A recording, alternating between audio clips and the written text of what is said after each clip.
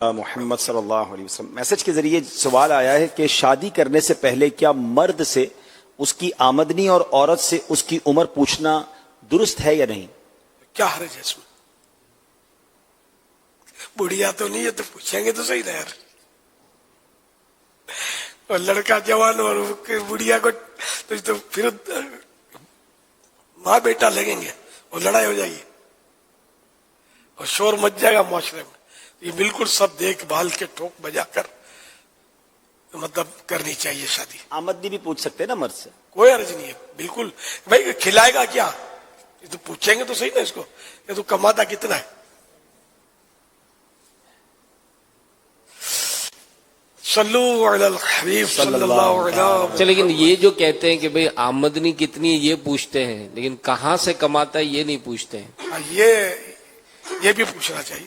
یہ بھی پوچھتے ہیں لیکن حلال حرام میں سمجھتے نہیں ہیں. یعنی اگر کسی سودی ادارے کا آفیسر ہے نا یہ پتہ چل جائے نا اب آمدنی پوچھنے کی ضرورت بھی شاید نہیں رہے گی. سود لاتا ہو مطلب ادھر ادھر سے مطلب حرام کے پیسے لاتا ہو اس کی پرواہ نہیں ہوتی. لوگوں کو پیسہ چاہیے جیسا بھی ہو. جنرل مطلب مزاج ہے اس طرح کا. بے نمازی ہے نو پرابلم. بیٹی کون سا نماز پڑھتی ہے کہ داماد کو دیکھیں گے نماز پڑھتا ہے کہ نہیں پڑھتا ہے. بعض ایسے افعال ہیں جو معاشرے میں معیوب ہوتے ہیں ان سے بچتے ہیں. شراب پیتا ہے یہ پتہ چلے گا, جوا کھیلتا ہے یہ پتہ چلے گا تو نہیں دیں گے بیٹی. صحیح ہے غلط آدمی ہے جو جواری ہے شرابی ہے. تو بے نمازی کون سا اچھا آدمی ہے یار. بے نمازی کو تو سامنے چل کے دینے جاتے ہیں. سود خورا کون سا اچھا آدمی ہے تو اس کو تو پاؤں پکڑ کر بیٹی نظر کریں گے کہ تو لے ہی لے. سودی ادارے کا افسر ہے.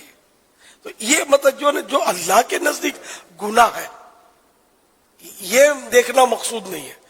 شرابی ہونا جواری ہونا بھی اللہ کے نزدیک گناہ گار ہے. سود خورا ہونا بے نمازی ہونا وہ بھی اللہ کے نزدیک گناہ گار ہے. لیکن یہ کہ دنیا میں کیا معیوب ہے یہ ہمارے ہاں دیکھا جاتا ہے. افسوس. اللہ ہم سب کو عقل سلیم عطا فرمائے کہ ہم ہر گناہ سے بچیں.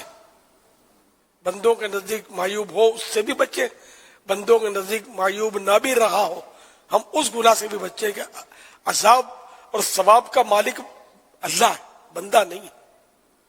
جنت اس نے دینی ہے اور معاذ اللہ جس سے ناراض ہوا اس کو جہنم میں اسی نے ڈالنا ہے. بندہ کچھ نہیں کر سکتا. اللہ کرے دل میں اتر جائے میری بات.